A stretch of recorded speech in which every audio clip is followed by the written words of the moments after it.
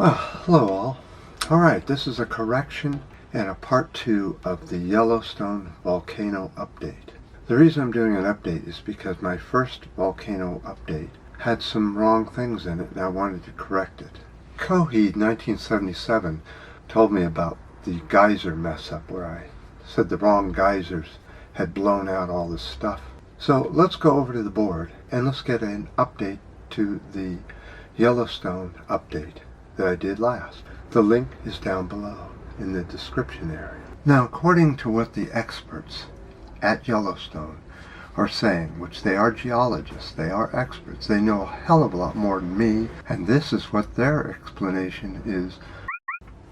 So earlier I had said in my previous video it was the steamboat geyser that erupted, suddenly causing all this debris to be thrown out. It wasn't the steamboat geyser, it was the Ear Springs geyser. Now that geyser hasn't erupted since 1959 and the water temperature was over 200 degrees. But what I really wanted to talk about was why and how. So the planet Earth has what's called hot spots that go from the center of the planet or close to the planet, and it goes all the way out to the crust. And these end up being very big volcanoes or super mega volcanoes. This is Earth, by the way. You have to know this because there's a little tube that runs down to the molten liquid below several miles. And then when this tube is fully opened, and there's a chamber here that fills up, and then the pressure builds and the volcano goes off. But we have something different for Yellowstone.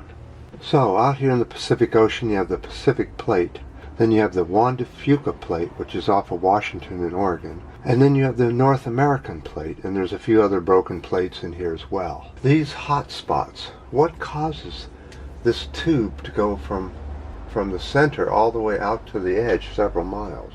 Well, there's a theory that says comets that were coming into the planet impacted the planet, and the core, the iron core of the comets, ends up making a hole all the way down into the mantle and submantle and down into the core, depending how big this iron is that comes in. And they have a theory that that's... Damn, I lost the eraser. Hang on a minute. So what is thought is that Hawaii was one of these things. 65 million years ago, a huge comet came, and the theory is it had a moon that was made of solid iron. And when it hit, this moon hit over in Hawaii and caused a hole all the way down to the center of the Earth, which now constantly spews out lava, puts it in a chamber, and then every now and then that chamber empties out and makes the islands a little bigger. But now this has to do with that. Here is Yellowstone caldera volcano tube, like this, right? And it has a giant tube and then something here, and then there's another big chamber here, and it just goes on down. But the Yellowstone volcano seems to be more at an angle like this. So it could have meant that the original hole maker or asteroid could have been in an angle and came down like this.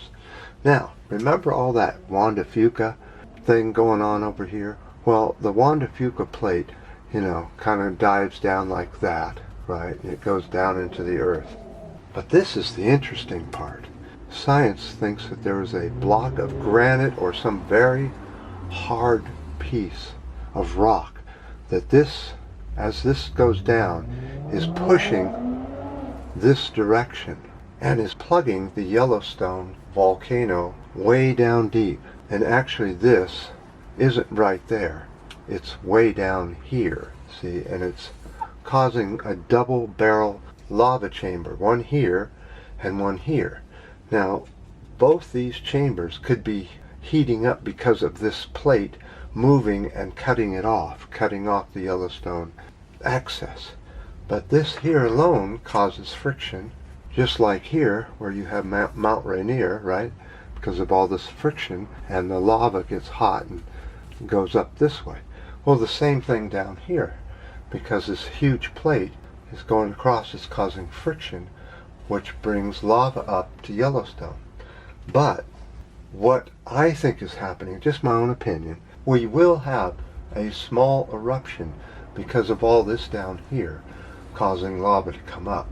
I don't think there'll be a super volcano in our lifetime at Yellowstone Volcano. I think there'll be little ones, not big ones, but little ones that will go off from time to time.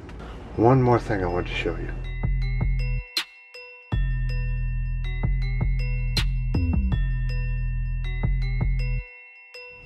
So as the Juan de Fuca Plate comes down and causes the heat and causes these volcanoes like Mount Rainier to go off, Seattle is right here. Seattle is in the most dangerous place you could put a city anywhere on the planet right now because of the Juan de Fuca Plate coming on and causing a volcano. Mount Rainier, if it goes off, is going to cause absolute hell to Tacoma and this Seattle area in the northwest of the U.S. So a lot of people get angry with me because I go with science. The reason I go with science is because it's proven. Every time you drive a car, every time you cross a bridge, or fly in an airplane, or have heart surgery, or even live in a home, all that is science. Proven science. It proves that science works. Whether you're studying air, or molecules, or big things like volcanoes, it's pretty good stuff. Can you tell me the last time science was wrong in a big way? Little bits of wrong here and there, or maybe some adjustments needed. But what on the planet doesn't? Everything needs a little adjustments now and then. So first, before we go into this explanation, let's go over and look at the drought monitor. As you can see, the drought monitor is showing that Yellowstone is basically now out of drought, where they've been in drought all summer for over 2 years. What they're saying is the reason this area is going up, the Geyser area, is because when it was starting to rain, the water table, which was way down here, is now climbing higher and higher. So as the rain came down, this area got hot from down here. All the molten and warm area from the volcano is going upward. Now this is causing the water table to heat up, and you end up with more geysers. And the land pushes up. So that's the official explanation, is that because it's been so dry, so that the land has actually sunk in most places around Yellowstone. But where the water has gone down and made contact with the hot rock and the molten in this area here, causes it to go up. There's no other place for water to escape once it turns to steam, and you end up with the new geysers and all. So a few people in the comments section on my first Yellowstone update for September, the link down below, they've asked what will happen if a super volcano was to erupt like as in Yellowstone. Well, if it was to erupt in the full way it has in the past, humanity would probably mostly die out along with most other animals, but it wouldn't be completely die out. If Yellowstone was to go off, the US, Canada, and parts of Mexico would all have to be evacuated within hours. And with the southern border wall in the way, I don't know how that's going to happen. You can't just jump in water and expect a volcano to not hurt you. Volcanoes, pyroclastic flows, goes right across water as if it was a cement parking lot. No problem whatsoever. Going into the water will not help you with any volcano. So if one of these supervolcanoes around the world was to explode, peoplekind would probably cease to exist after a while, because it takes so many years to get the climate back to where you can grow food again. Another reason to grow your food indoors. So that's my latest volcano update.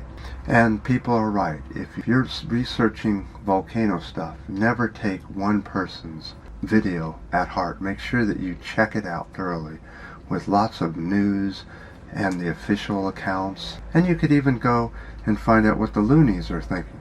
Why not?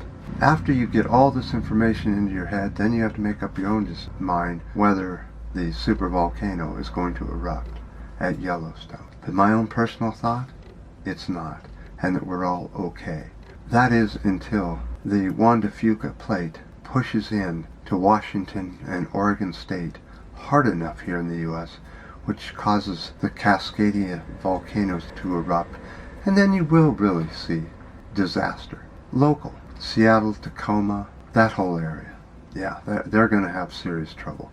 Lots of deaths, and probably nobody's going to be able to do much about it after it happens. So, now you have some more information on where you want to live. Do you really want to live in the Pacific Northwest? Or maybe we should just turn that all into national park lands? I do appreciate all the ups and the downs and the new subscribers. Got tons of new subscribers. I sure appreciate it. And until next time.